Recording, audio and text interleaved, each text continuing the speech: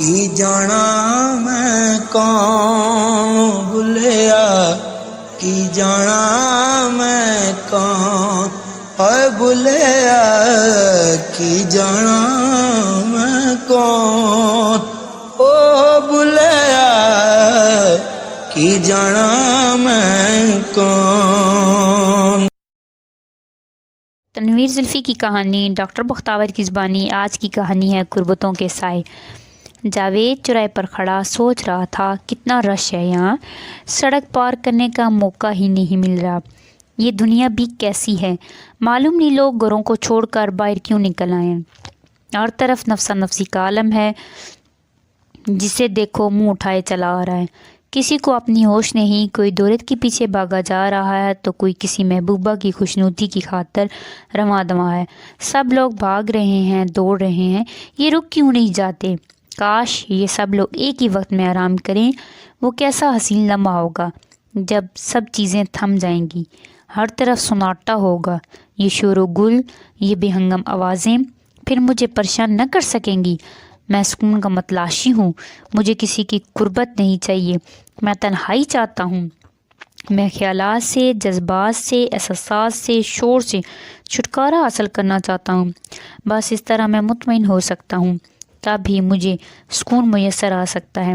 آخر وہ لمحہ کب آئے گا جب سب چیزیں ساخت ہو جائیں گی؟ شاید موت کے بعد، لیکن نہیں، اصل میں ہماری مصروفیات تو موت کے بعد شروع ہوتی ہیں۔ پھر اچانک شور و گل تھم گیا، ہر طرف مکمل سناٹا چھا گیا، سب چیزیں رک گئیں۔ اس کے جذبات، اس کے خیالات، اس کے احساسات سب اس کا ساتھ چھوڑ دے گئے۔ وہ تنہا رہ گیا، شعور اس کا ساتھ چھوڑ گیا، لیکن لا شعور نے اس کی مدد کی۔ اس نے لا شعور کی عینک سے جھانک کر دیکھا تو اسے ایک عجیب نظارہ نظر آیا۔ ایک آدمی اسے اپنی پیٹھ پر اٹھائے ایک عالیشان ہال میں داخل ہو رہا تھا۔ یوں ہی وہ اندر داخل ہوا، ایک بہت ہی خوبصورت نازک اندام لڑکی نے بڑھ کر جاوید کو اس کی پیٹھ سے اتارا۔ اتنے میں ایک خوبصورت بگھی آئی، لڑکی جاوید کو لے کر اس میں سوار ہو گئی۔ مختلف مقامات سے گزرنے کے بعد وہ ایک کمرے کے سامنے ٹھہرے۔ کمرے کا دروازہ خود بخود کھلا، وہ دونوں اس میں داخل ہو گئے۔ اب تک جاوید کی حالت کچھ عجیب تھی، وہ سب کچھ دیکھ رہا تھا لیکن بول نہیں سکتا تھا۔ لیکن یوں ہی وہ کمرے میں داخل ہوا، اس کی قوت گویائی لوٹ آئی۔ وہ فوراً بولا، میں کہاں ہوں؟ آپ کون ہیں؟ مجھے یہاں کیوں لایا گیا؟ یہ کون سی جگہ ہے؟ بیک وقت اس نے لڑکی سے کئی سوالات کر ڈالے، لیکن لڑکی نے صرف اتنا بتایا کہ معلوم ہو جائے گا، اب آرام کیجیے۔ وہ ایک پلنگ پر بیٹھ گیا۔ لڑکی نے کمرے میں موجود ایک بٹن دبایا، ایک میز نمودار ہوئی جس پر عمدہ اور اچھے کھانے چنے ہوئے تھے۔ جاوید نے پیٹ بھر کر کھایا۔ اس دوران لڑکی خاموشی سے اسے دیکھتی رہی۔ وہ کھانا کھا چکا تو لڑکی نے پھر بٹن دبایا اور میز غائب ہو گئی۔ تب لڑکی یہ کہہ کر غائب ہوگی کہ اب آپ آرام کریں۔ اس کے جانے کے بعد وہ سوچنے لگا، کس مصیبت میں پھنس گیا ہوں؟ معلوم نہیں یہ لوگ کون ہیں، مجھے کیوں اٹھا لائے ہیں؟ وہ گھبرا گیا۔ تب اسے شاہدہ کا خیال آیا، لیکن اس نے اسے اپنے خیالات سے جھٹک دیا۔ وہ سوچنے لگا، یہ کیسی پرسکون جگہ ہے، ہر طرف سناٹا ہے۔ یہ سوچ کر وہ خوش ہوا۔ اس نے ایک کھڑکی میں باہر سے جھانکا، دو دور پہاڑ نظر آ رہے تھے، سبزہ بھی نظر آ رہا تھا۔ اس نے کھڑکی کو کھولنے کی کوشش کی لیکن وہ کامیاب نہ ہوا۔ شام ہو گئی تو اس نے بھوک محسوس کی، سوچنے لگا کیا کروں؟ پھر کچھ سوچ کر اس نے وہی بٹن دبایا، میز نمودار ہوئی۔ اس نے کھانا کھایا اور دوبارہ بٹن دبا دیا۔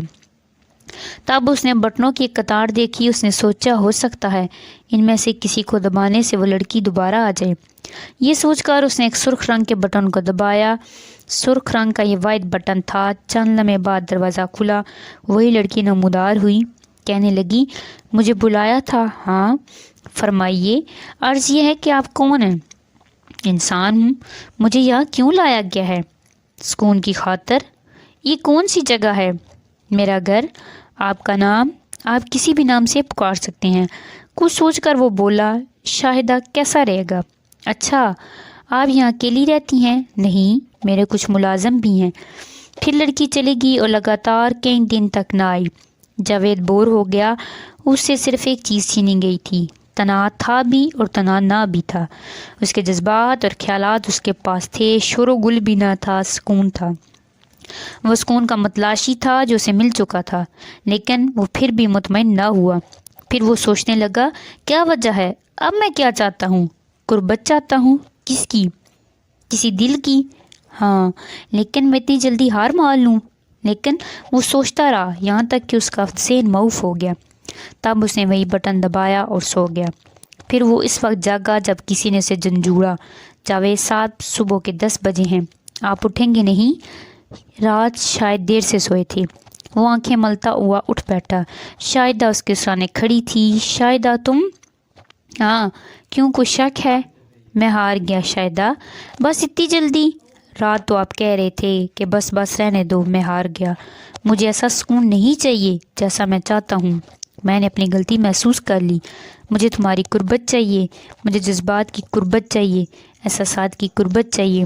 جاوید صاحب، میں نہ کہتی تھی دلوں کی قربت ایک نئے انقلاب کو جنم دے گی۔